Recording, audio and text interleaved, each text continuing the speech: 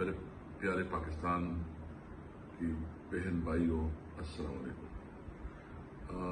14 اگست جو ہے نا، انشاءاللہ ایک دو دن بعد 14 اگست کا وہ عظیم دن آ رہا ہے جس دن پاکستان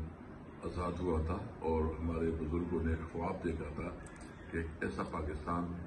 جس میں تمام شہری کے حقوق برابر ہوں گے، جس میں ہر شہری کو ان کی جینے کا، ان کی زندگی کا، ان کے رہن سہن کا،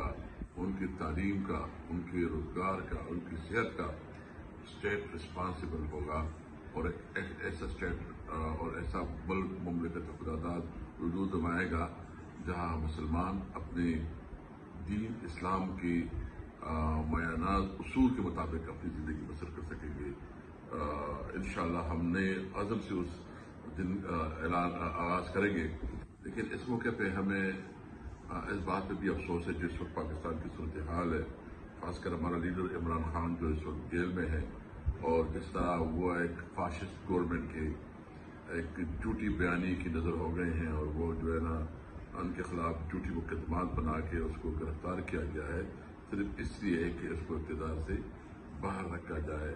جو کہ انتہائی افسوسناک ہے۔ اور ہم اپنی لیڈر کے ساتھ ایک اظہار یکجہتی کریں گے، اور خاص کر جو جتنی بھی ہمارے اسیران ہیں پنجاب میں، خیبر پختونخوا میں، جہاں جہاں بھی ہے، ہم ان کی قربانیوں کو قدر کی نگاہ سے دیکھتے ہیں، اور حکومت پاکستان سے، اور خاص کر جو نیا اس وقت جو ہے نا کیئر ٹیکر گورنمنٹ بن رہی ہے، نیا پرائم منسٹر آ رہا ہے، ہم اس سے مطالبہ کریں گے کہ ان تمام جھوٹی مقدمات کو ختم کیا جائے، اور عمران خان سمیت جتنی بھی ہمارے اسیر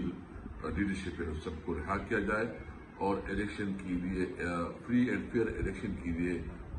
سازگار ماحول پیدا کی جائے، تاکہ عوام اپنے صحیح معنوں میں اپنی نمائندگی چن سکے۔ اور میں خاص کر جو اس وقت ہمارے جیل میں ہمارے جو ورکر ہیں ان کو خصوصاً خراج تحسین پیش کرتا ہوں، اور ان کو یقین دہانی کرتا ہوں کہ آپ کی قربانی رائیگاں نہیں جائے گی۔ یہ اس ملک میں قانون کی حکمرانی کے لیے جو جدوجہد ہو رہی ہے، انشاءاللہ تعالی یہ رنگ لائے گی۔ پاکستان زندہ باد۔